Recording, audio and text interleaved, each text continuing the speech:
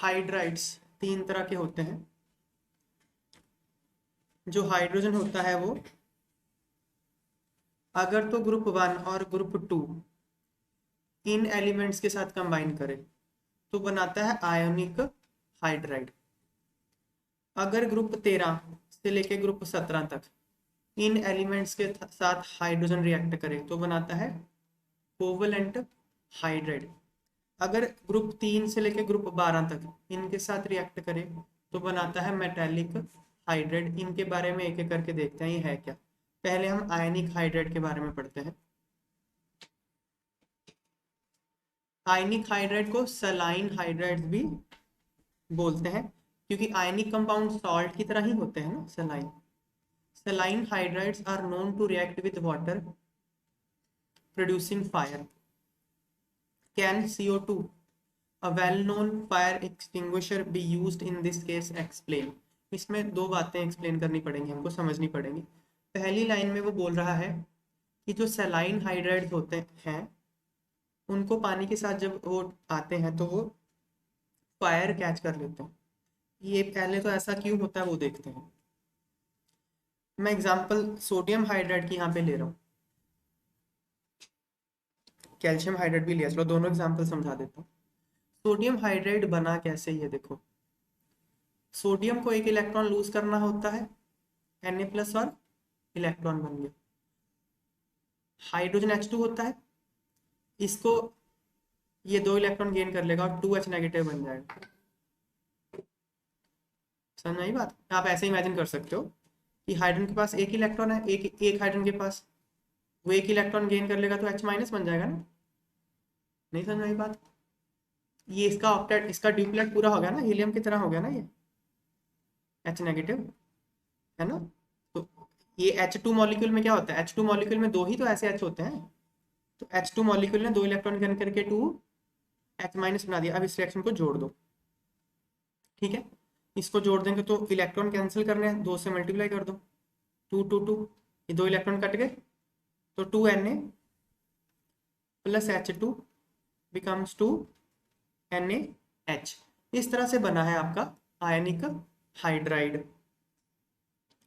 तो इसमें मेन बात क्या है ना, ये जो NaH है इसमें आयन्स हैं, Na+ आयन और H- आयन, इसलिए इसको आयनिक हाइड्राइड बोलते हैं या सॉल्ट लाइक हाइड्राइड बोलते हैं, क्योंकि इसमें केटायन और एनायन 2 चीजें होती हैं। अब H- है, ठीक है ना। H- को कहीं भी अगर H+ दिखेगा ना, ये उसके साथ कंबाइन करके H2 बना देगा। ये H- की प्रॉपर्टी है। इसको कहीं भी H- को कहीं भी अगर H+ दिखेगा तो ये क्या करेगा, H2 बना देगा। अब जो वाटर होता है, वाटर के पास तो यहाँ H+ होता है, तो इसलिए जो हाइड्राइड्स होते हैं, आयनिक हाइड्राइड्स होते हैं, वो वाटर के साथ रिएक्ट करके हाइड्रोजन बना देते हैं। जैसे ये देखो NaH और वाटर, वाटर को आप इस तरह से देखो, वो H- के रूप में और H+ के रूप में देखो। NaH को Na+ और H- के रूप में देखो। H- और H+ जुड़ के क्या बन गया, H2। ये Na+ और OH नेगेटिव मिलके क्या बन गया, NaOH। ये NaOH बन गया, ठीक है बात है। सो ये NaOH और H2 बन गया। क्लियर होगी बात। H2, अब क्योंकि ये रिएक्शन में बहुत सारा हीट भी इवॉल्व होता है तो H2 वो हीट से फायर कैच कर जाता है। सिमिलरली कैल्शियम हाइड्राइड में क्या होगा, कैल्शियम 2+ आयन होगा और 2 हाइड्राइड 2H- होगा, ठीक है ना। और वाटर में क्या होगा, 2 वाटर है तो इसमें 2H+ है और 2 OH- है। ये H- और H+ मिलके क्या बन गए, H2, 2H2 ये बन गए मिलके। और ये नहीं, ये 2H- है 2H+ है, तो H- और H+ मिलके H2 बन गया। और ये 2 हाइड्रोक्साइड थे और कैल्शियम 2+ था, ये बन गया कैल्शियम हाइड्रोक्साइड। सिंपल सी रिएक्शन है ये, समझ आई बात। तो पहले तो आपको ये समझना पड़ेगा कि फायर प्रोड्यूस क्यों हुई है, क्योंकि हाइड्राइड वाटर के साथ रिएक्ट करके H2 बनाएगा और वो H2 फायर कैच कर जाएगा, ठीक है ना। पढ़ते हैं, देखो। Saline hydrides such as sodium hydride, calcium hydride react with water to evolve hydrogen gas। ये 2 रिएक्शन शो करी हुई हैं। These reactions are highly exothermic. इन रिएक्शंस में बहुत सारी हीट इवॉल्व होती है, इसलिए जो हाइड्रोजन होता है उसको आग लग जाती है। क्लियर बात है। नेक्स्ट देखो, CO2 is reduced by hot metal hydride, hence it cannot be used to extinguish such fire। ये जो हाइड्राइड होते हैं ये क्या करते हैं, ये कार्बन डाइऑक्साइड को रिड्यूस करके ऐसे बना देते हैं, क्योंकि ये रिड्यूसिंग एजेंट होते हैं हाइड्राइड्स। रिड्यूसिंग एजेंट कौन होते हैं, जो इलेक्ट्रॉन सप्लाई करे, वही होता है ना रिड्यूसिंग एजेंट, जो इलेक्ट्रॉन सप्लाई करे। हाइड्राइड के पास तो इलेक्ट्रॉन होते ही है ना अपने, ठीक है ना। तो हाइड्राइड्स आर रिड्यूसिंग एजेंट्स, तो वो CO2 को रिड्यूस करके ये बना दिया, एसिड बना दिया उसका, HCO नेगेटिव। इसका ये स्ट्रक्चर होता है HCO नेगेटिव।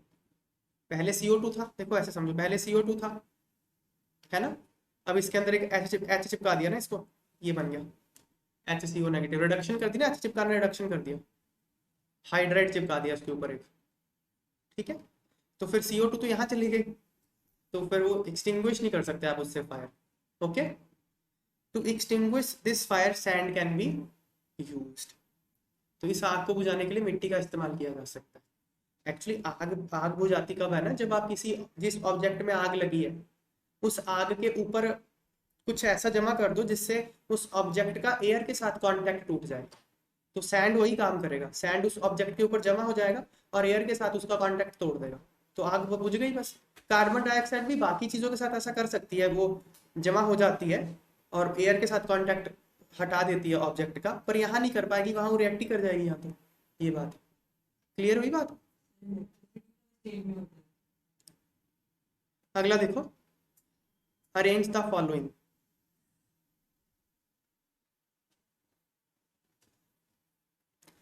ये आपको हाइड्राइड दिए हैं, इनको इंक्रीजिंग आयनिक कैरेक्टर में अरेंज करना है और इनको रिड्यूसिंग प्रॉपर्टी में इंक्रीज अरेंज करना है। देखो ये क्वेश्चन फजान्स रूल का क्वेश्चन है, जो हमने चैप्टर नंबर 4 में पढ़ा है, फजान्स रूल, ठीक है ना। फजान्स रूल क्या कहता है, किसी भी आयनिक कंपाउंड में कितना कोवलेंट कैरेक्टर होता है, ये फजान रूल बताता है। ओके, यहाँ देखो, यहाँ पे हाइड्राइड तो सब में सेम है, एक में क्या है लिथियम प्लस है और हाइड्राइड है, ठीक है। दूसरे में क्या है सोडियम प्लस है और हाइड्राइड है, तीसरे में सीजियम प्लस है और हाइड्राइड है, यही तीन है ना। क्लियर ना। अब क्या है, आपको ये देखना पड़ेगा कौन सा कैटायन कितनी पोलराइजेशन करता है। छोटा कैटायन ज्यादा पोलराइजेशन करता है, ये फजान्स रूल है। ये देखो, ये छोटा है, यहाँ दिखाता हूँ, ये छोटा है, ये बड़ा इलेक्ट्रॉन क्लाउड है। ये इलेक्ट्रॉन क्लाउड क्या हो जाता है, इसकी तरफ अट्रैक्ट हो जाता है, इसको हम बोलते हैं पोलराइजेशन हो जाना। तो इलेक्ट्रॉन क्लाउड इसकी तरफ अट्रैक्ट हो गया, this is just like sharing of electrons. इसके पास इलेक्ट्रॉन इधर थे, ये इसके साथ शेयर कर रहा है, तो कोवलेंट कैरेक्टर उतना ज्यादा हो जाता है। समझ में आई बात। जितना इलेक्ट्रॉन क्लाउड ये डिस्टॉर्ट करता है कैटायन, उतना ही कोवलेंट कैरेक्टर ज्यादा हो जाता है। और ज्यादा डिस्टॉर्शन कौन करता है इलेक्ट्रॉन क्लाउड की, छोटा कैटायन, क्योंकि छोटे कैटायन में चार्ज डेंसिटी ज्यादा होती है।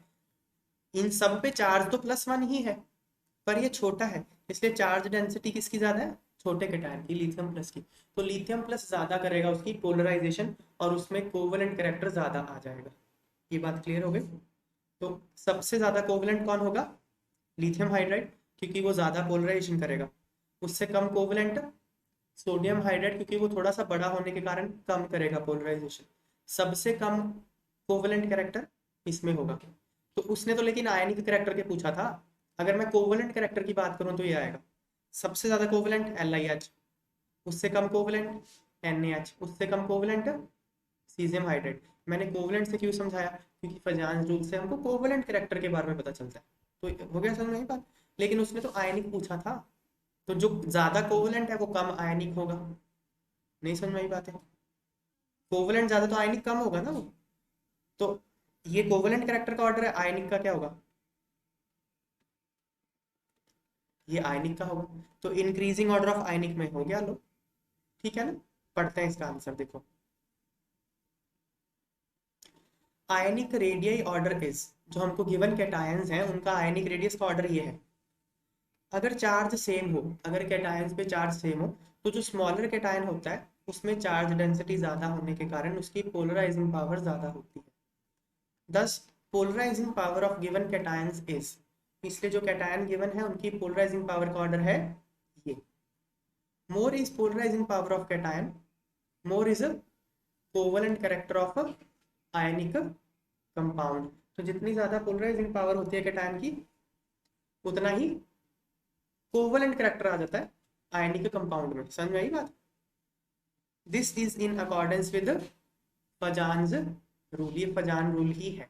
इसलिए कोवलेंट कैरेक्टर का ऑर्डर क्या है ये, अगर कोवलेंट कैरेक्टर कम होगा तो आयनिक कैरेक्टर ज्यादा होगा, इसलिए आयनिक कैरेक्टर का ऑर्डर इससे रिवर्स है, ये है। क्लियर होगी बात? हम्म। अब आपसे पूछा गया था इनका रिड्यूसिंग कैरेक्टर क्या है, तो देखो जो रिड्यूसिंग है वो पता है कौन रिडक्शन कौन करता है, H माइनस। हाइड्राइड्स में रिडक्शन कौन करता है, H माइनस करता है, क्योंकि H माइनस सामने वाले पे जाके इलेक्ट्रॉन फेंक देता है, ले इलेक्ट्रॉन पकड़, तो उसको रिड्यूस कर देता है। H दो इलेक्ट्रॉन, यही होता है ना हाइड्राइड आयन, ये इलेक्ट्रॉन सामने फेंक देगा। तो जितना ज्यादा हाइड्राइड आयन अवेलेबल होगा उतना अच्छा रिड्यूसिंग एजेंट होगा वो सब्सटेंस। सही बात है ना ये? इनमें देखते हैं, इनमें पहली बात तो यहाँ तो है ही नहीं H माइनस, यहाँ तो H प्लस है। नहीं, वाटर में तो H प्लस है ना, ऑक्सीजन ज्यादा इलेक्ट्रोनेगेटिव होता है हाइड्रोजन से, तो यहाँ तो H प्लस है, ये तो है ही नहीं, तो रिड्यूसिंग एजेंट ही नहीं है, खत्म बात। इन दोनों की बात करते हैं, इनमें से कौन ज्यादा आसानी से H माइनस देगा, जो ज्यादा आयनिक है। देखो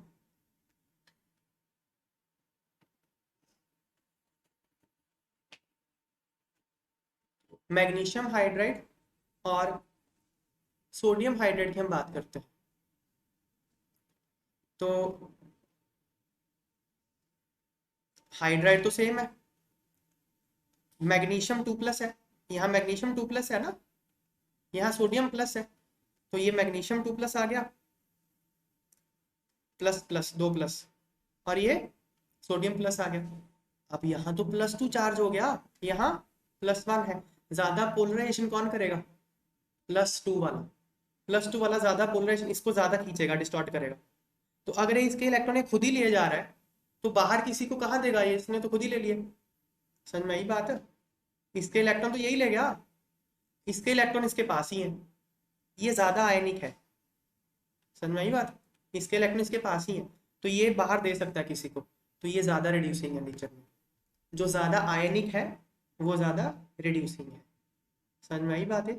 तो NaH is more reducing than MgH2। अब इसको लिखना कैसे है वो देखते हैं। Ionic hydrides are usually good reducing agents.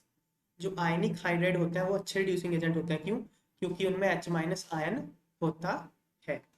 H- can donate it's electrons, H- क्या कर सकता है, अपने इलेक्ट्रॉन डोनेट कर सकता है और अच्छा रिड्यूसिंग एजेंट की तरह काम करता है। NaH और MgH2 ये दोनों ही आयनिक हाइड्राइड है।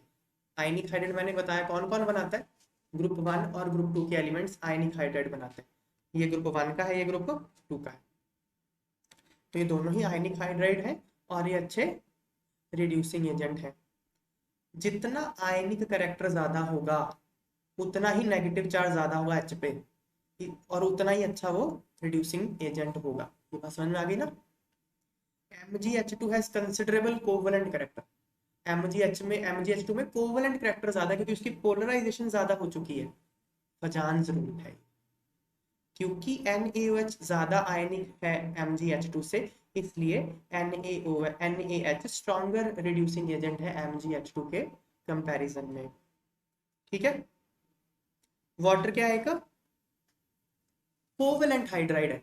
अभी कोवलेंट हाइड्राइड का मैंने डिस्कशन किया नहीं है। कोवलेंट हाइड्राइड वो होता है जो शेयरिंग ऑफ इलेक्ट्रॉन से बनता है, तो कोवलेंट हाइड्राइड है वो। वाटर में ऐसा होता है ना, देखो ऑक्सीजन 6 इलेक्ट्रॉन ऑक्सीजन के, और हाइड्रोजन का 1 इलेक्ट्रॉन, एक ये आपस में ऐसे शेयर करते हैं इलेक्ट्रॉन, शेयरिंग से बनता है, ट्रांसफर से नहीं बनता।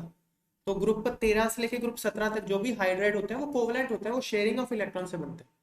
तो वाटर तो एक कोवलेंट हाइड्राइड है, ये एक वीक ऑक्सीडाइजिंग और वीक रिड्यूसिंग एजेंट है।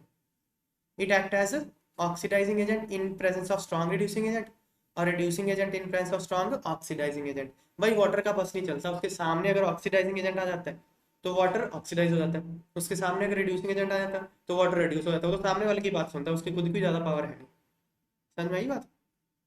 इसलिए जो रिड्यूसिंग पावर का ऑर्डर है वो क्या है, सबसे ज्यादा अच्छा रिड्यूसिंग एजेंट NaH, उससे कम MgH2, उससे कम। How can saline hydrides remove traces of water from organic compounds? Organic compounds में थोड़ा बहुत पानी रह जाता है, उसको रिमूव करने के लिए सेलाइन हाइड्राइड्स यूज करते हैं। कैसे? देखो, saline hydrates react with water to form metal hydroxide and liberate hydrogen gas। ये मैंने अभी पहले ही आपको बताया, जो saline hydrates होते हैं उनमें H माइनस होता है। जैसे NaH में क्या होता है, Na प्लस और H माइनस। H माइनस किसी भी प्रोटॉन के सोर्स के साथ रिएक्ट करेगा, किसी भी प्रोटॉन के सोर्स के साथ, चाहे वो अल्कोहल हो ROH, चाहे वो वाटर हो HOH, चाहे वो अमोनिया हो NH2H, ये सारे H प्लस दे सकते हैं। तो ये सबके साथ रिएक्ट करके हाइड्रोजन बनाता है। ओके, तो H2O को हम कैसे देख सकते हैं, H प्लस और OH नेगेटिव के रूप में। यहाँ से H माइनस आएगा, H प्लस के साथ कंबाइन करके H2 बना देगा, NaOH रह गया। They react with traces of water from organic compounds to form metal hydroxide along with liberation of hydrogen gas escaping into atmosphere। तो हाइड्रोजन गैस एटमॉस्फेयर में एस्केप कर जाती है, सिर्फ हाइड्रोक्साइड पार्ट रह जाता है। तो इस तरह से पानी ऑर्गेनिक कंपाउंड से आप हटा सकते हैं।